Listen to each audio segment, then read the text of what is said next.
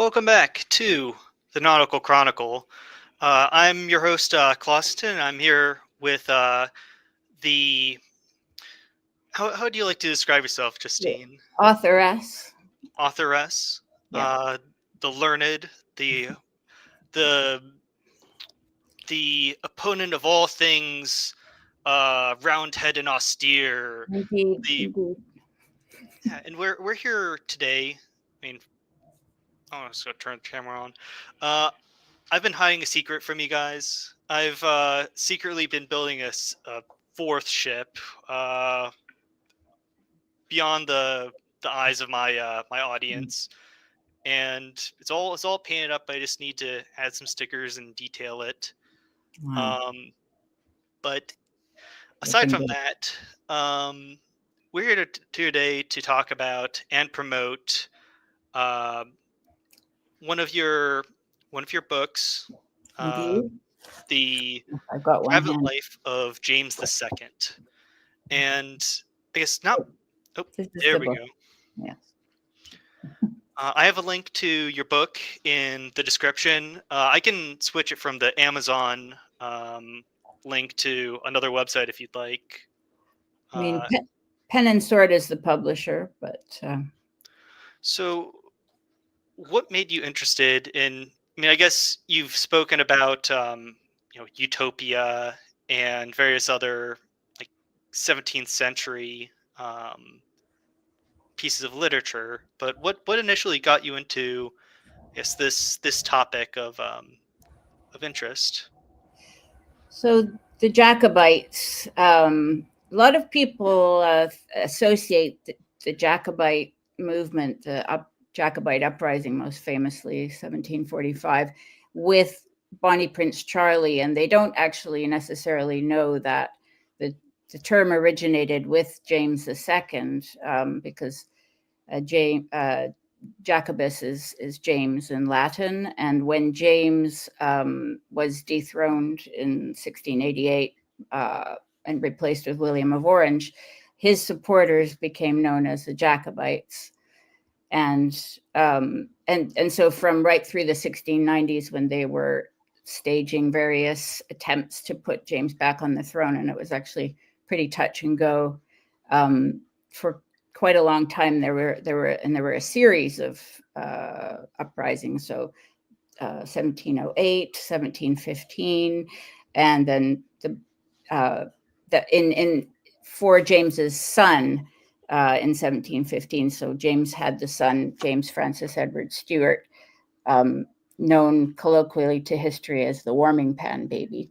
Oh, one of the notorious, I guess, factoids about, I guess, James II is his salacious personal life, which I can understand why there's a certain amount of, I guess, romanticism and I guess morbid curiosity about what on earth he was doing in his private life.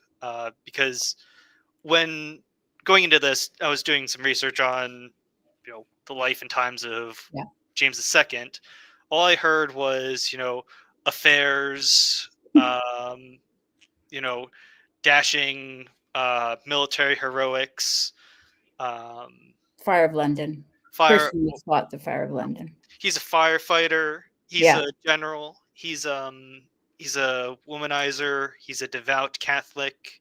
Yeah. And all these things add up to something of a. He's a very interesting character.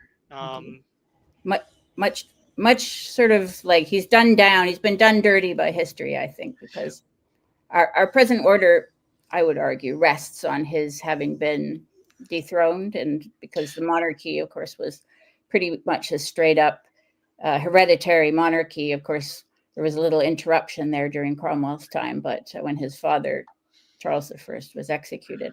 But the principle was a hereditary monarchy. And then with James's having been dethroned, the kind of main explanation given by this is that, that he became a Catholic and we can't have that. And so moving on anyway.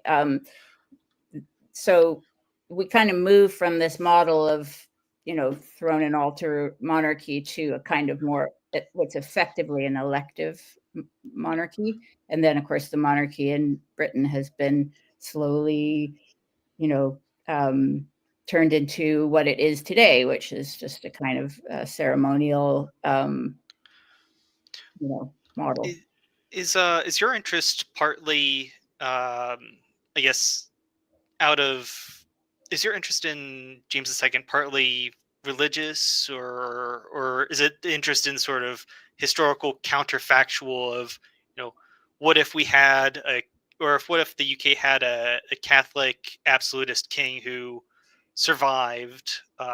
Would the nation look a little bit more romantic in the future, or is Yes. Yeah. It's very much I mean. I think like the Jacobitism is kind of a placeholder for reactionary politics in general. I mean, one of the people who mentioned the Jacobites is Curtis Yarvin back in his heyday, writing his blogs. He referred to our present order as he referred to the Dutch invasion, and I forget exactly what he called the model that we're now in, but essentially we're in the Dutch model right now, according to Curtis Yarvin. So, I mean, I think a lot of people have this romantic attraction to the Jacobites because they seem to represent something that we've lost, and they're terminally ill. Bad luck and ill fortune is I do find it personally compelling and saddening, but sort of melancholy. I am a Catholic convert myself, and that is a factor, definitely, that I'm interested in a man who converted and lost so much as a result, but gained so much as well. But like he lost the world, and So I guess maybe we should start with exactly where he was coming from. The world of the Stuarts, because I think there's a certain Whig historiography that maligns what's, I guess, termed absolutism. yeah, Um, it's one of the dirty words of with Whig historiography. I mean, Yeah, like even when I look into, I guess, American Revolutionary history, um, the dirty word is absolutism. yes, Giving private royal monopolies here or there, the ability to shut down any industry at a whim from the king. Um, but how but my impression was that this was more or less a fact of life among the Tudors even before the Stuarts took over.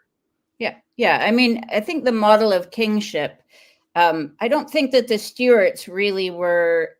It's not that they changed the model of kingship; is that I think Parliament wanted to change the model of kingship and gain, essentially more power for themselves.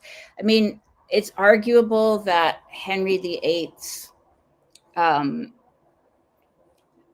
attack on the church, his sort of raiding of the church, in order to make the monarchy more powerful, actually had a kind of ironically weakened the monarchy, because it kind of meant that institutions were up for grabs. And it was Chesterton who said words to the effect that the having looted the monasteries, the Parliament then turned around and looted the monarchy. Right? They looted the monarchy of power. And so during the English Civil War, or as people are arguing a lot about the Yeah, terminology we should calling it use. the War of the Three Kingdoms. Yeah, that's the most attractive one I think they've come up But with, Wars of the Three Kingdoms. I think it's partly because of a sort of Irish historical guilt complex where, oh, the English forces killed so many Irish, atrocities, it has to be lumped in um, Yes. as a Well, historical trauma.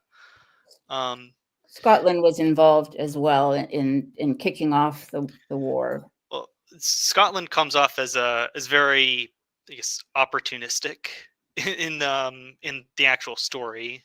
They Um, changed their mind a couple times. a couple times. Yeah. Um, But yeah, I mean, I I James, mhm. go ahead. I did find good friend of the channel, Mr. Christopher Sandbach, did, like, in his various university studies, end up producing this sort of interesting Hmm. chart on per capita wealth over time. The Mhm. red line being, you know basket Oh, of goods, consumer wealth, uh, you know, that is complete interesting. complete collapse during the Tudor period. Wow. Um, That is, looting of the monasteries to stimulate the economy only resulted in a tiny little bump before collapsing back downward. Um, but the holding pattern you know, ended up being the Stuarts who, you know, James the First and Charles the First. mhm. Um, but it was only on the upswing that the well, it was only on the upswing when the Stuarts are finally, you know, kicked to the curb. Um, I don't know. That It's a strange way to look at history, but y- yeah, I wonder. I mean, yeah, one of my side interests right now is trying to figure out what the financial revolution that William of Orange brought in, what that really consisted of. Just looking at towards the end here, he did introduce the Bank of England, which was, so she then essentially used to finance his wars against the French. I'm not, I don't know what kind of effect that had on the wealth of England. I know he raised taxes a lot. yeah, it's it's strange to look at. But one of the things that people like to talk about in the reign of the Stuarts is their subsidies of the arts. It Oh, was only in was it Charles II's reign that you know Isaac Newton creates calculus. Um, the Great Fire of London ended with the rebuilding of London with great architectural feats. Christopher Wren, yeah. Christopher Wren, Hmm. um, Charles the First, or Charles the First's subsidies of all sorts of art and artists. It was Um, incredible. Yeah, uh, he had the greatest taste of any English monarch. I went to an exhibition where they reunited all the paintings that Charles the First had collected before being executed, and the collection had been sold off by Parliament, and then it was reunited at the Royal Academy about 8 years ago. This is incredible. was it Charles II who invested in Rubens' paintings? It was Charles the First. It was Charles the First, Yeah, right? he Rubens was his ambassador from the Low Countries, as well as a great. He did the banqueting house where he painted the ceiling, a tribute to Charles's father, James the First. It's an incredible Baroque masterpiece. It's where he liked to have his masks, his what sort of Masquerade balls or whatever it yeah, is. and there's sort of performances where everybody is kind of it's the genre that opera and ballet grew out of. So you just kind of huge numbers of masked entertainers, including most of the court. And horribly, this is where they executed Charles just outside the banqueting house in Whitehall. Yeah. Like, So I guess this is a broader question about the time period, but was merry old England as decadent as I guess sort of Whig historiography would like to present it as? I Um, well, I mean, I'm a fan of merry old England. I don't think that Charles the First was decadent at all, unless you consider Anglicanism intrinsically decadent. I mean, he was a very virtuous man. He was a great family man. He was extremely religious. He didn't have affairs as far as we know, except perhaps one tiny dalliance during the English Civil Wars, and he hadn't seen his wife for about 5 years or something. He hmm. was a model. I mean, he was considered only decadent by Puritans who wanted to root out the vestiges of Catholicism from the church. But his son Charles II was more decadent when he got after the Restoration, and James, we'll get. But I wanted to make two quick points. One is Sure. Whig history. I mean, I just want to emphasize to people how there is Whig history turns around James II as a figure completely, because modern party politics emerges from the question of whether James should be allowed to succeed his brother, despite the fact that he had converted to Catholicism. And his supporters were called the Tory Party. You may have heard of them. And his denigrators were called the Whigs. Um, and the Whigs eventually, I mean, both, and then the 18th century became a sort of long drawn out fight between these two factions. And some say that the American Revolution was another, fight between the Whigs and Tories, in which the Whigs won again. Whigs have a way of winning, I find. Oh, isn't it really strange how all the good guys always win in the end? In the end, the bad guys Historically, win. I mean, we seem to very get strange. in Perfect the winning movies. record. The movies tell us that the good guys always win. But yeah, the reactionaries have a fairly bad losing streak. Although I always, when people ask, what historical event would you most like to, visit or see, for me it would be the Restoration. I would love to witness the king ride in on his white horse that Sir Thomas Fairfax, who had been one of the great, parliamentary commanders, but he was not on board with the execution of Charles II and James II's father. So, as a I guess as a writer of Charles II's personal life, um, do you have any do you have any sort of like how would you characterize his early life? Because We, what at what time does he end up having to evacuate England after the English Civil War? do you mean Charles or James? I'm sorry, James the Second. Yeah. So he had to leave. He escaped when he was 13 going on 14 in 1647. His older brother, who became Charles II, he escaped to the some of the Channel Islands. James and his younger brother and sister were kept prisoner by Parliament, and his father he had 2 years to go before he got executed. He ordered James to escape from where he was being kept in a sort of, it was here in London, actually.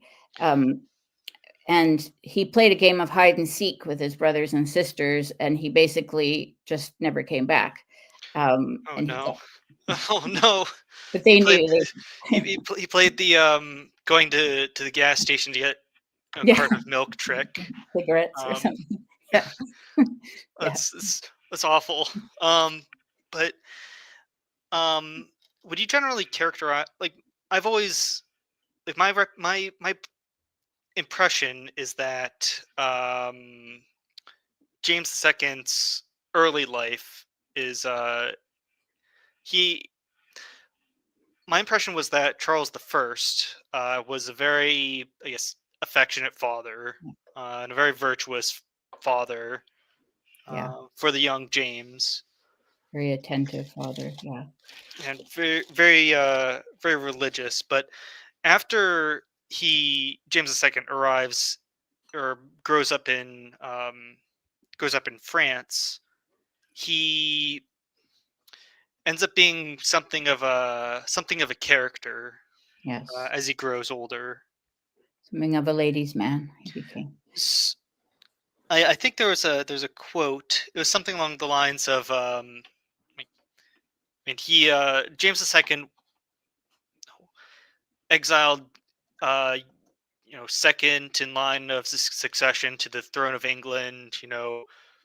Money, uh, a nice host of courtiers, Looks. um, serial ogler. Although I heard a quote saying that his taste in women must have been some sort of penance given to him from a priest. That was his brother who said Was that. his brother? Yeah, they had a running kind of competition to see who could be the biggest restoration rake of the pair. Um, I, so yeah, I think they had a golden childhood, which I think, and during the period known to the Puritans call it the tyranny, the 11 years tyranny. Um, and the Cavaliers, think of it as the great golden age. It was quite a peaceful time. I mean, one way to have a peaceful time is not to call Parliament, because if you want to make war on the continent, when the 30 Years' War is going on, you need Parliament to vote you money. But if you keep them at home, then everything's quite quiet, right? So, Right. so but he eventually did have to bring them back, and when he brought them back, they were the Puritan faction in Parliament. I mean, I always sort of specify that it wasn't the king versus Parliament; it was the king versus a very virulent faction of Parliament, because the royalists in Parliament got cut out, and they went off. When the king left London, they went off and started a second mirror world Parliament in Oxford, where they had a mint, they had everything, and they just tried to move the capital to Oxford, whereas all the Puritans remained in London. But unfortunately, it's hard. I mean, London still has a lot more, because it just has a lot more clout than Oxford, as wonderful as Oxford is. So it didn't really work, but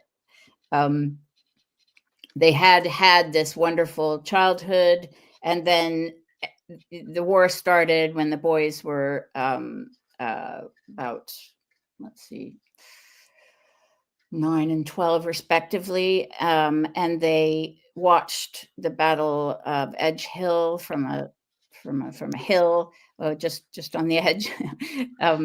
They and then they sort of, they had a front row seat for large parts of the war, and their mother went into exile, and then they got taken prisoner. And then once James escaped, he escaped England to join what family members were on the continent. His sister Mary actually married. It's very confusing, because his sister Mary Well, there are married a lot of Jameses, Charleses, and Williams as well. yeah. Yeah, because she married William of Orange, but it was the father of the William of Orange that we know that later deposed James. So a Mary was married to William, and then James's daughter Mary subsequently married William of Orange. So there are two Williams and Mary, Perfect. and yeah, and they were cousins. They were first cousins, and they were, so it's extremely confusing, right? But he went and joined that Mary, and where she was now Princess of Orange, and he then fought as as mercenary, I guess is the best word, but for the French, with his brother. They both fought for For their younger France. cousin, for France, until France did treaty with England, and then they weren't allowed to do that anymore, so they had to go fight in The the Spanish army, or yeah. or And I guess in James's case it would be the Navy. yeah, they fought on land, and James was about to be hired as the admiral for Spain when the Restoration happened. And James had been appointed Lord High Admiral at the age of 4, but he wasn't able to take the job until he was a bit older. I think normally he would have taken it over when he was 18, but he was officially Lord High Admiral at 4. So he was, A always in. 4-year-old admiral, huh? Yeah. he he knew he was, he was destined for this role. That he actually was like as much a army man as he was a naval man. He once he was, we should say, he was Duke of York.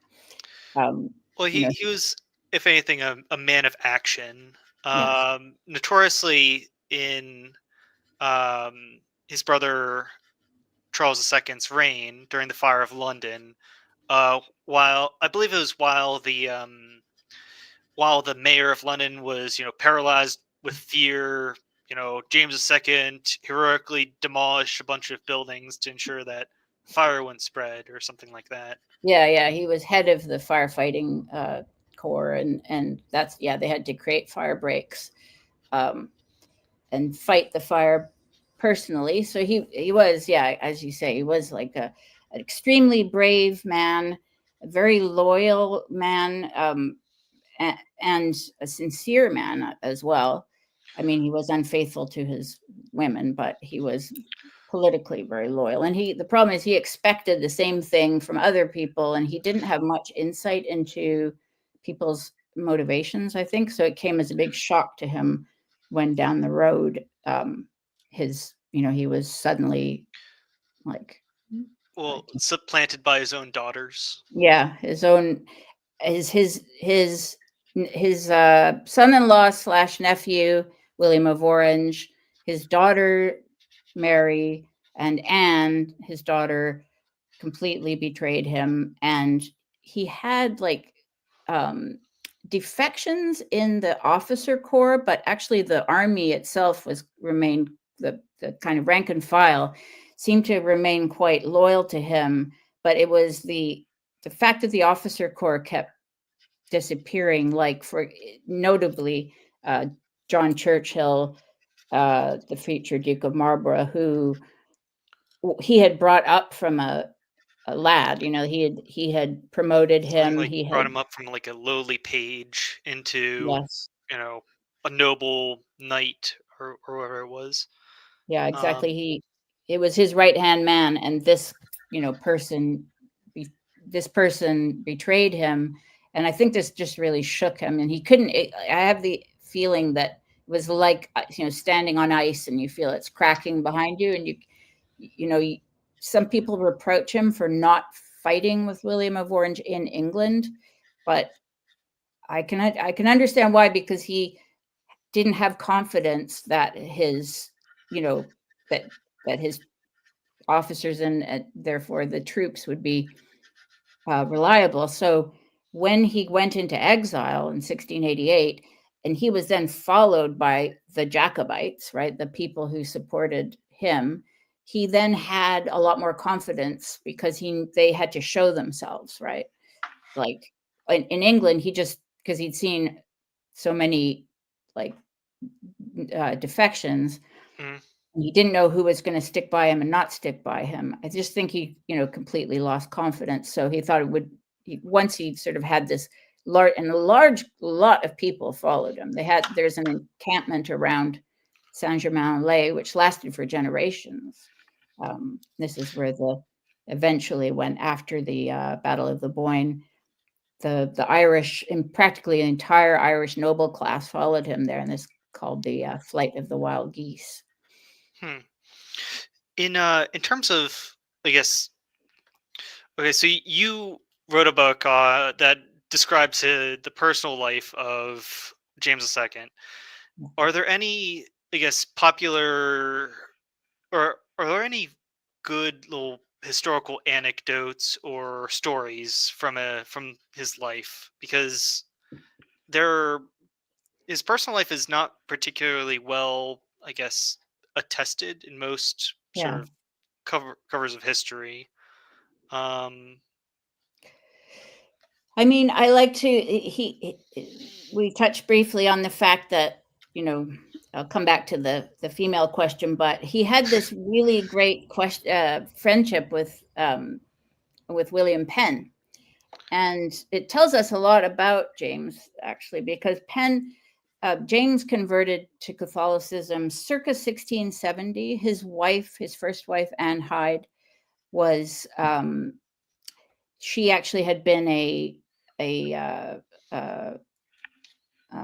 maid of honor to marry his sister, and they had an affair. She got pregnant, and just as they were coming back oh, into right. She had, that story is a very, I guess, TMZ esque sort of marriage.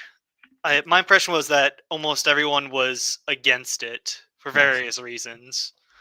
she was actually the daughter of Edward Hyde, the chancellor, the man who wrote the history of the rebellion, a great sort of royalist perspective on the English civil wars. But even he actually said her own father said she should go to prison for for trying to marry the Duke of York, James, I because thought he had to, or I thought he tried to have her executed, his own yeah, daughter, something like that. he thought she should be executed because it was a bad, like, noble men and women are supposed to make advantageous matches, ideally for diplomatic reasons. So they're supposed to marry people from foreign countries and create a kind of treaty effectively by doing so. And so, for example, his father married a French princess, Henrietta Maria, Mhm. the daughter of Henri IV, Henry IV, and the sister of Louis XIII. So that made James the first cousin of Louis XIV, and James and Charles were the first cousins. So I think that's an important fact in all this. So he should have made a marriage like that, and well, he eventually did make a marriage like that. But his first marriage, he got this girl who he was, very fond of, pregnant, and they were just coming back to England. So they were coming back as the Restoration. They came back on the ship that used to be called the Naseby, which is in honor of a battle where Cromwell won, and it was redubbed the Royal Charles. And they came back, and uh, Samuel Pepys, the famous diarist who actually worked under James at the Admiralty, he came over with his then patron, the Earl of Sandwich, and they came back they went over to see the king who was about to be restored. And they all came back. And so just as all this was happening, James had, gotten Anne Hyde pregnant. Now, he was under this isn't sort of, the morality was different than some people might expect. He wasn't expected to marry her. He could have kept her as a mistress. His family didn't expect him to marry her because she was pregnant. And Peep said something very crude about it. I don't know if people are up for hearing something crude, Oh but no. Well, I'm all for it on this channel, of course. I mean, this is part of the lore of, I guess, the ancien regimes. That's right. I You mean, know, the naval, Navy sailors are famously have a saucy nature. But Keith said, the marrying a man married, like James in particular, marrying his mistress, it's as if a man should shit in his hat and then put it on his head. That's oh, what. that's Not, that's quite a thing for, I guess, Renaissance or early modern Renaissance, late Renaissance era, you know, expletives.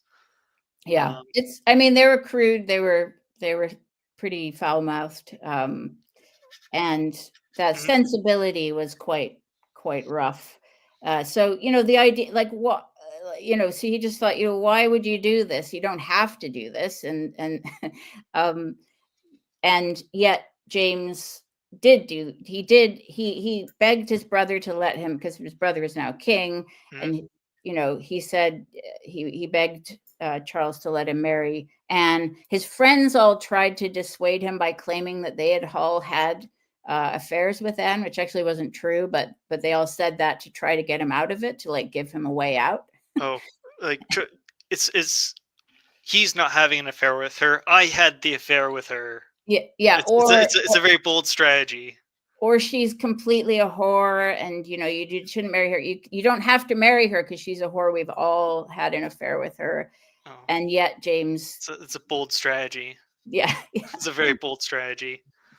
yeah, and how to make like, if it doesn't work out, I'm pretty sure that they weren't too popular with her after that, and she became Duchess of York. So he eventually, Charles broke down and said he actually thought that Anne was quite a clever woman, and that she'd probably be quite a good match for James. And so they got married, and they had, actually, that baby died, but they had two, and they also had a boy together who died, a Very legitimate young. boy. Yeah.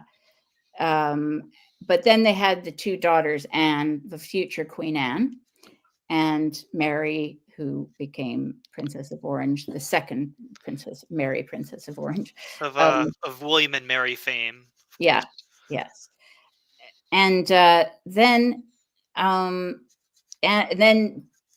Anne proceeded to get very chubby, and James kept up his regime of constant His hunting, rakish um, ways. Yeah.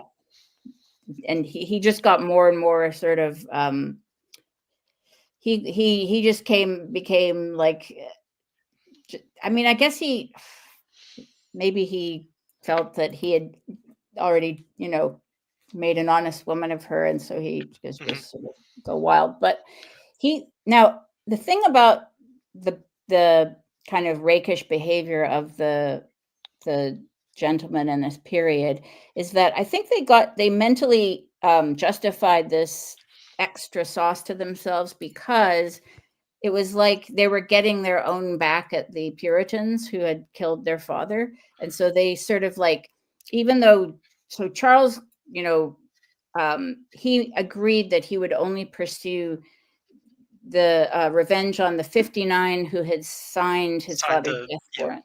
Yeah. And so he had agreed that he would not seek revenge against all the other many people who had fought against his father and him. And so he could just like satisfy his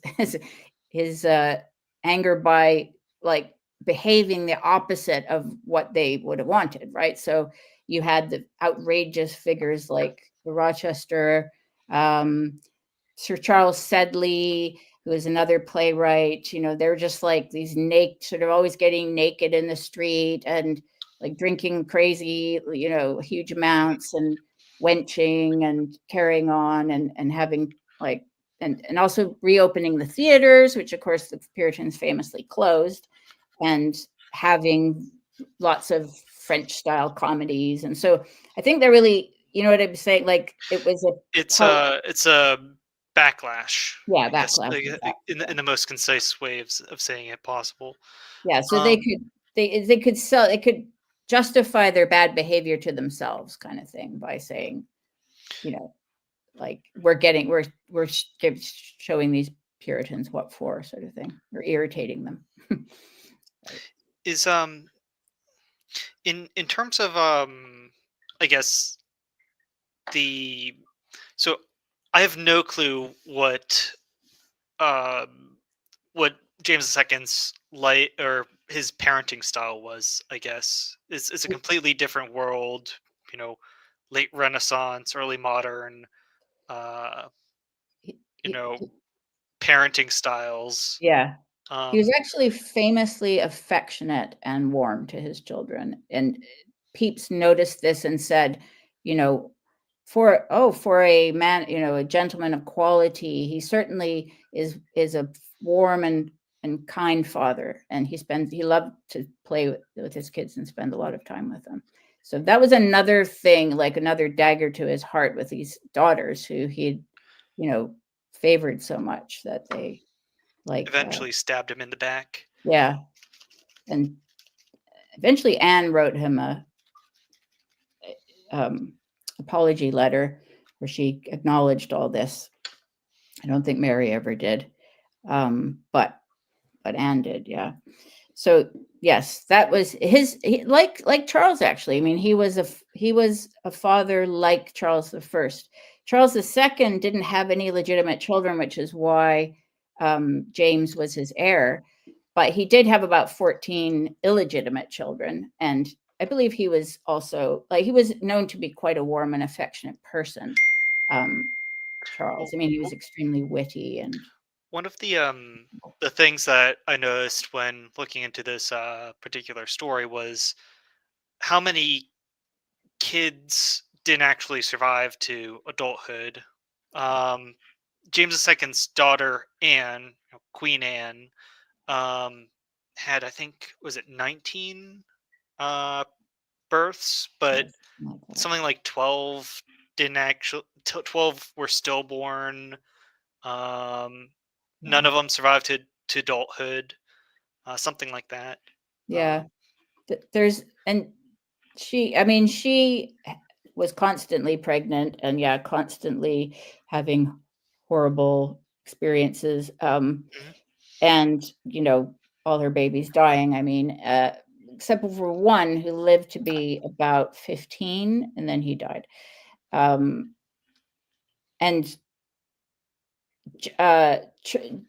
James II's wife Anne died of cancer in 1670, I believe. And then he made the kind of match that his family wanted him to make. But he had one stipulation, which was that the woman should be beautiful, and which wasn't always necessarily, high on the list. That she be noble, that she be wealthy, that she be, that she come from the country in question should be a useful country. Those were usually the factors, and that she'd be healthy and and so forth. But he kind of made this extra specification. So he had this friend of his, the Earl of Peterborough, going traveling around Europe, sort of interviewing different women, and he settled on Mary of Modena, who I've just finished a new book about, and that will be coming out in the November. So she was Northern Italian. She came from the d'Este family, which were very sort of powerful ancient family in Germany and Italy. I heard that I heard that her stepdaughters had very few good things to say about her. Well, for fairly obvious reasons. yeah, I mean, As I think the stepmother. there was a definite stepmother thing going on. I mean, I think they actually had very good, close friendships until the famous so-called warming pan baby incident happened, and after that, they were, unkind. The knives came out. Yeah. But so essentially, when James he did eventually get crowned, and it actually, things went relatively smoothly. He did have a big political problem with his conversion, but he wanted to introduce a toleration that would include a whole range of Protestant denominations. So unfortunately, by doing this, try to create this toleration, but it would include Catholics, but it would also include the very wide range of Protestant, smaller denominations.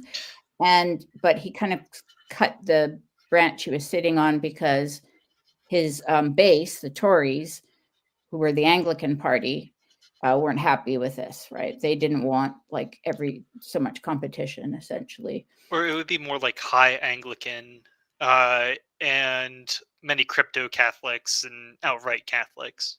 Yeah, Something yeah, like that. yeah. I mean, there were definitely Catholics in the faction, but the sort of official church was quite supportive of James because he was the legitimate heir. So they were all about the traditional altar and throne arrangement, and they supported him despite his conversion. But then he sort of pushed them. They felt they were, he was taking them for granted by saying, "Oh, and we'll also make all these small Protestant sects legal," which they had not really been. And so James's position was that he felt that he very much valued conscience because he himself had converted. But after reading a book about Henry VIII, he converted, and he sort of very much valued the human conscience and believed that it was akin to trying to force a man's conscience was trying to like change his hair color or something. But so he said, as long as the group did not threaten the government, right? So so that's why he actually kind of liked the Quakers, because of their pacifist position, that he got along all right with them. Well, one of the strange things that I've noticed in, like, as like a Pennsylvanian who rather likes Pennsylvanian history, Yeah. was the very strange admiration that William Penn had for, uh, I guess, non-Quakers. Like, he ends up nominating to his Privy Council like an Anglican and a Puritan, in his little Quaker state, like angering just about everyone. Didn't Um, Puritans drive the Quakers out in Massachusetts at one stage? yes, they did, and there's a very famous Boston Martyrs where, you know as part Okay. of the Puritans running out the Quakers in their early colony, they burned three Quakers at the stake as like a get out of here kind of Kind of thing. serve them out kind of deal. Yeah. Yeah. Well, the Quakers are a fascinating bunch. They emerge in the 1650s in the wake of the English Revolution. They have this. I mean, they are like very. You can sort of draw a kind of clear line between Quakers and a lot of progressives of today, I think. But they were called so called because they trembled, when they prayed and when they um, then they had an encounter with the Holy Spirit, and that they had this pacifist position. They wouldn't take oaths. They also had some like annoying habits that like of insisting on their egalitarian uh, position by refusing to doff their hats to anybody, especially to anybody who was officially above them. So famously, it was either James or Charles that this happened to, where a Quaker wouldn't doff his hat, and so the king said, "I believe it's customary for one of us to do this," and he doffed his hat to the Quaker. Um, One of the things that ended up doing in the Quakers of Pennsylvania was the fact that they wouldn't pay levies to support the 7 Years' War, as yeah, pacifists.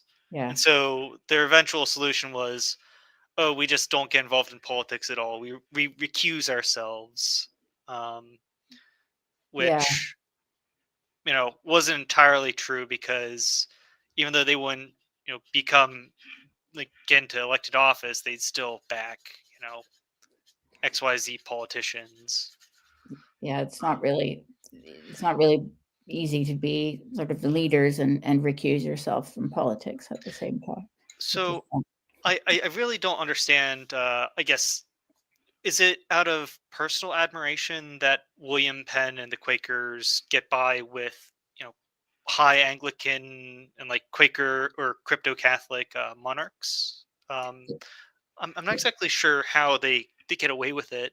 How they get away with being kind of.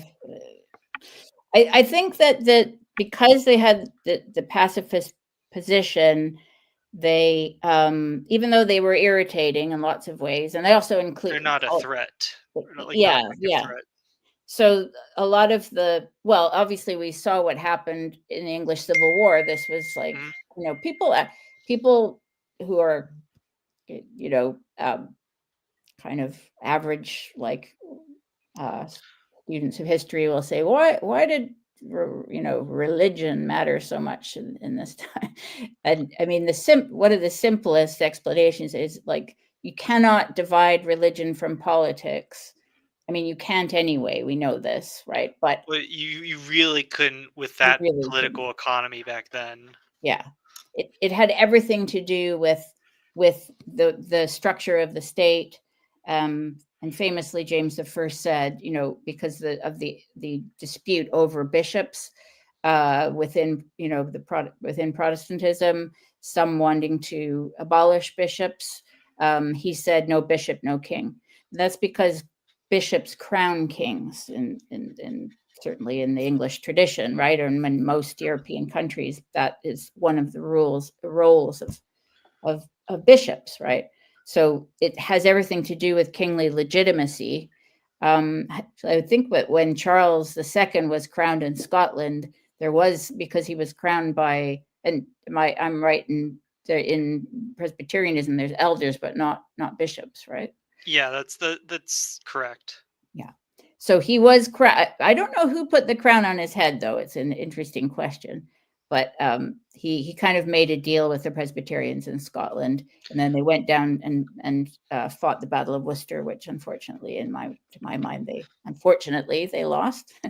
But In so in terms of correct me if I'm wrong, but during the Second English Civil War, didn't Charles I like pledge to become or convert to Presbyterianism just to take advantage of the Scottish army or something like that?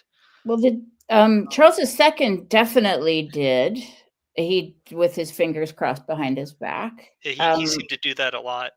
Yeah, Charles II was a very canny politician, and a somewhat cynical. He had the cynical streak.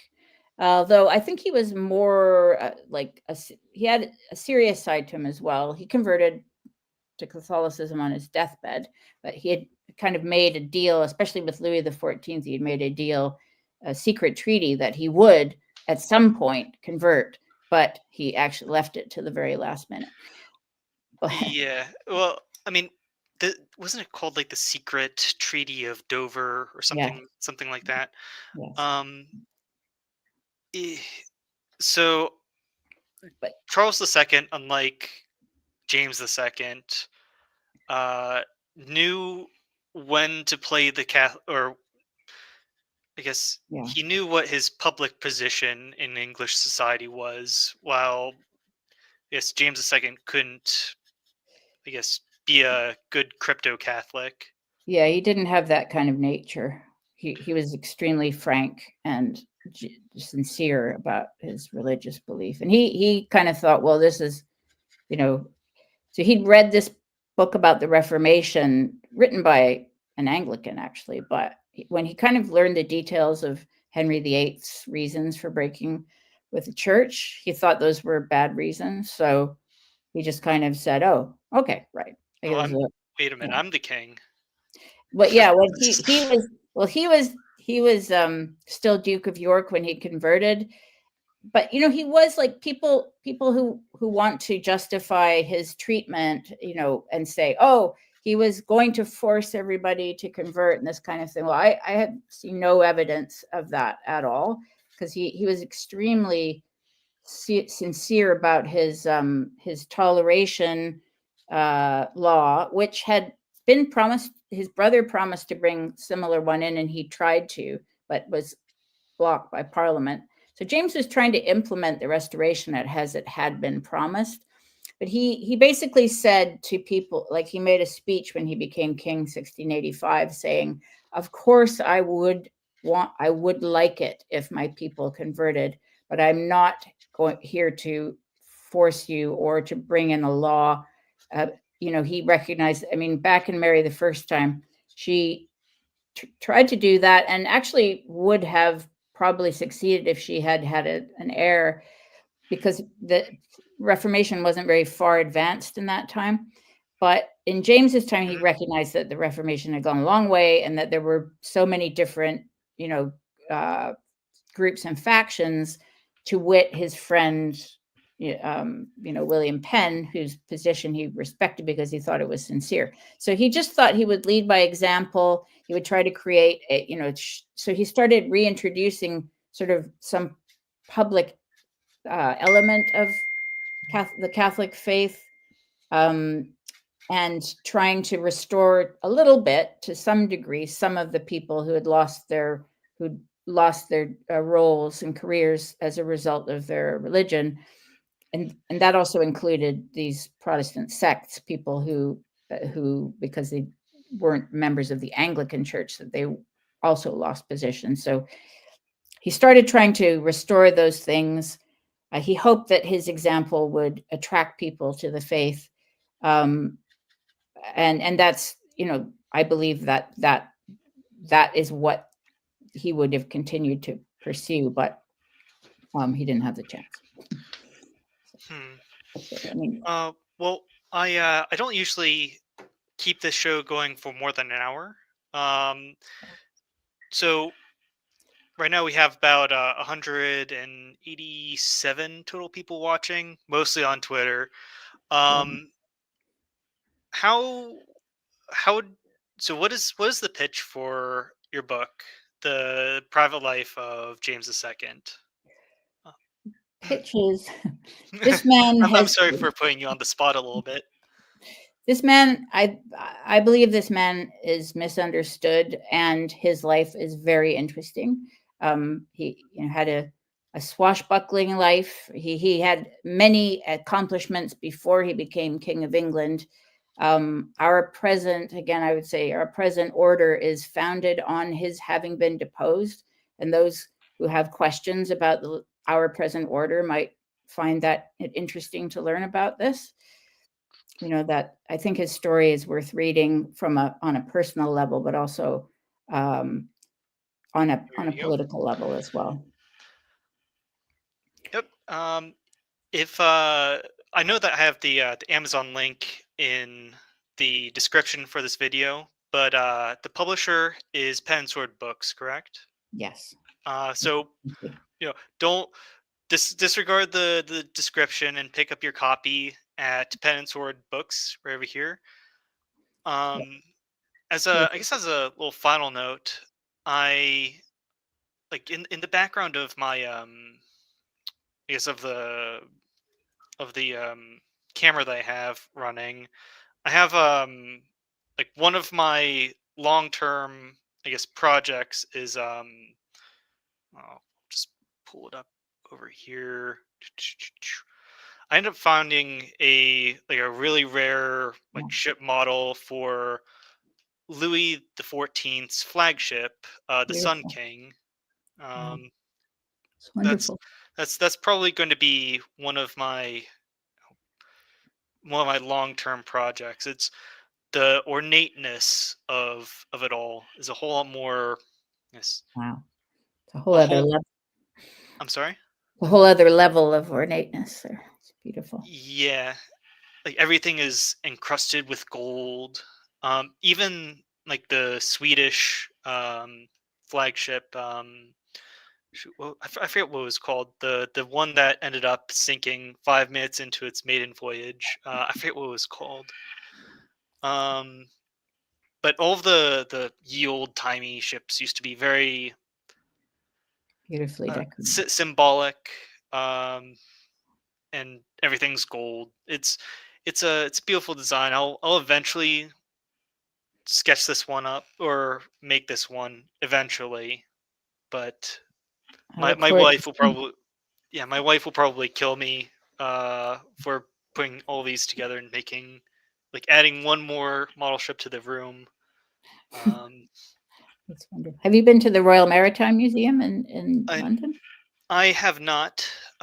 Is that the one? I forget which one In is. Greenwich. It's in Greenwich. Um, which I I've always wanted to visit the one, the Portsmouth Maritime Museum, where the Victory is located. Um, The Mary Rose, the wreck of the Mary Rose is in. oh, the Mary Rose. Yeah, that's that's a fascinating thing. But yes, James definitely has some portraits and things in his honor at the Royal Maritime Museum. The Cutty Sark is in Greenwich as well. The actual ship. Um, Mm.